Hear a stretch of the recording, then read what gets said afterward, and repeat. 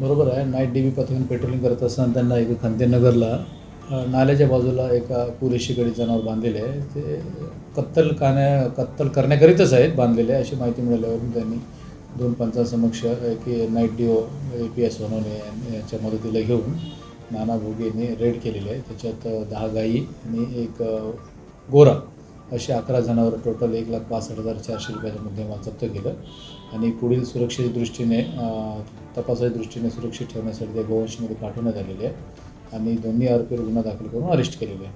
तर आरोपी मोहम्मद इम्रान कुरेशी वल्द सत्तार कुरेशी आणि मोहम्मद रियाज शेख अहमद कुरेशी या दोन्ही लोकांविरुद्ध मागचे 2 गुन्हे दाखल आहेत. 2 वेळा पण ते अरेस्ट झालेले आहेत. आता पण या गुन्ह्यात अरेस्ट केलेलं आहे. याच्यात नाना भोगे, शेख इम्रान, मेनेवार, संतोष शेंद्रे, गगन यादव या लोकांचा समावेश आहे.